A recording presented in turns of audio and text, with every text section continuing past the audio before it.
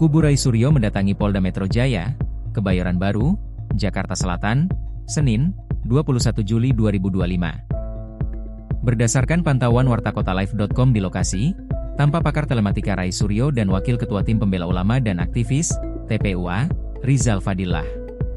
Ada juga podcaster sekaligus pemilik kanal YouTube Sentana TV, Michael Sinaga. Roy Suryo didampingi kuasa hukumnya, Ahmad Hozinuddin. Hozinuddin mengonfirmasi, pihaknya telah menerima surat pemberitahuan dimulainya penyidikan, SPDP, perihal laporan Presiden ke-7 RI, Joko Widodo, Jokowi, terhadap kliennya dalam pencemaran nama baik atas dugaan ijazah palsu. Ia mengatakan, hari ini pihaknya bakal menyerahkan surat kepada Kepala Bagian Pengawasan dan Penyidikan, Kabak Wasidik, Polda Metro Jaya. Selain itu, turut menyerahkan surat permohonan gelar perkara khusus kepada Direktur Reserse Kriminal Umum, Dirreskrimum, Polda Metro Jaya. Selama ini, kata dia, gelar perkara dilakukan tanpa melibatkan pihaknya sebagai terlapor meski kasus ini sudah menjadi perhatian publik. Hozinuddin juga menyoroti pentingnya keterbukaan dalam proses penyidikan, termasuk soal bukti utama yang dilaporkan Jokowi, yakni ijazah. Menurutnya, dalam tahap penyidikan, seharusnya saksi korban diperiksa terlebih dahulu. Ia menyebut Jokowi sudah dipanggil penyidik, tetapi belum memenuhi panggilan dengan alasan sakit. Nah, hari ini agenda kami ada dua. Ada dua, yang pertama menyerahkan surat ke Kabak Wasidik Polda Metro Jaya.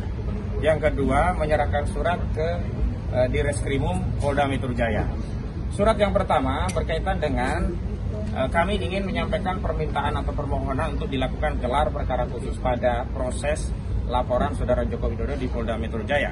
Mengingat apa yang disampaikan oleh Kabid Humas Polda Metro Jaya, Kombes Pol Ade Arisam Indradi, yang telah meningkatkan penyelidikan kepada penyidikan berdasarkan gelar perkara Polda Metro Jaya, itu gelar perkaranya tidak melibatkan kami selaku pihak yang berkepentingan, dalam hal ini selaku terlapor. Semestinya karena kasus ini sudah menjadi perhatian publik, harusnya ya berkaca pada kasus yang di Baris Krim Mabes Polri, yang sebelumnya juga mengumumkan penghentian penyelidikan perkara dugaan tindak pidana pemalsuan dokumen ijazah palsu itu dihentikan sepihak, dan akhirnya kami mengajukan juga surat permohonan gelar perkara di Biro Wasidik Baris Krim Mabes Polri, dan surat itu ditindaklanjuti. Akhirnya kan pada tanggal 9 Juli 2025 yang lalu, Biro Wasidik Baris Krim Mabes Polri telah mengadakan proses gelar perkara khusus yang sampai hari ini sebenarnya kita sedang menunggu hasil kesimpulan dan rekomendasi dari Biro Wasidik itu seperti apa. Nah, berangkat dari hal yang sama, karena Polda Metro Jaya melakukan tindakan repetisi kekeliruan yang dilakukan di Baris Krim Mabes Polri, yakni apa? Melakukan gelar perkara secara sepihak, padahal perkara ini perkara yang berkaitan dengan kepentingan publik. Juga perkara ini ada pihak-pihak yang menjadi terlapor, yakni klien kami, dan klien kami tidak dilibatkan dalam proses gelar perkara khusus di Polda gelar perkara ya di Polda Metro Jaya. Namun Polda Metro Jaya secara sepihak kemudian meningkatkan status penyelidikan menjadi penyidikan, bahkan pasal-pasalnya luar biasa. Bukan hanya 310 KUHP tentang pencemaran, bukan hanya 311 tentang fitnah, bukan hanya 27A menyerang kehormatan melalui IT, tetapi juga ada pasal 190 tentang penghasutan, ada juga pasal 28 ayat 2 dan 28 ayat 3 ya, pemberitahuan bohong, juga ada penyebaran sara.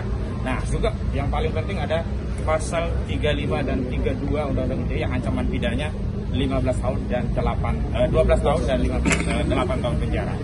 Jadi ini adalah satu tindakan yang normal karena kami juga mengambil dasar hukum yang sama sebagaimana kami sebelumnya pernah mengajukan permohonan gelar perkara khusus berdasarkan ketentuan pasal 31 dan 33 Perkapolri nomor 6 tahun 2019. Hari ini pun kami akan menyerahkan surat permohonan gelar perkara khusus kepada Kabak Wasidik Polda Metro Jaya dengan dasar sama pasal 31 junto pasal 33 Perkapolri nomor 6 tahun 2019. Penting ini kami sampaikan karena harus ada tindakan berimbang yang sama, equal, agar ada jaminan keadilan dan kepastian hukum. Kalau di Barkrim saja diadakan gelar perkara khusus, di Polda juga harus demikian. Ya. Dan sebenarnya yang kami sangat sayangkan adalah semestinya peningkatan status ini menunggu terlebih dahulu hasil gelar Wasidik Baris Krim Mabes Polri. Kenapa demikian? Karena perkara di Polda Metro Jaya dengan perkara di Baris Krim itu sangat beririsan. Sebab tidak mungkin orang bisa dianggap menyebarkan fitnah, yang melakukan pencemaran tentang ijazah palsu sebelum dibuktikan ijazah itu asli. Nah, ijazah yang dipersoalkan ini belum ada hasil kesimpulannya. Bahkan kami dengan tegas menyatakan sebenarnya proses di Polda Metro Jaya tidak bisa ditingkatkan ke penyidikan sebelum ada putusan pengadilan yang berkekuatan hukum tetap yang memberikan ya deskripsi sahih tentang ijazah saudara Joko Widodo. Kalau hari ini kan ijazah sedang dalam sengketa, jadi tidak cukup dengan statement dari UGM, tidak cukup statement dari lawyernya, tidak cukup statement bahkan dari Bareskrim Mabes Polri, dan yang paling aneh ada proses ya uji terhadap dokumen ijazah itu juga tidak dilakukan sesuai dengan prosedur. Semestinya ya pemeriksaan bukti itu dalam tahap penyidikan. Ya, ngetes barang bukti itu di tahap penyidikan dengan disita barangnya, bukan di penyelidikan dengan model peminjaman. Jadi ini kan ketahuan banget motifnya hanya untuk menghentikan kasus sehingga seolah-olah tidak ada perkara tidak pidana pemalsuan karena dihentikan di proses penyelidikan. Dan paling penting dalam KUHP tidak ada kewenangan penyidik untuk menghentikan penyelidikan.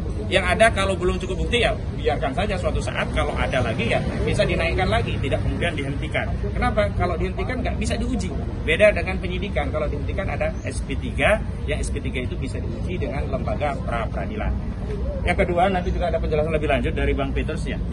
Yang kedua adalah kami menyerahkan surat permintaan ya kepada Reskrim Polda Metro Jaya pada dua hal.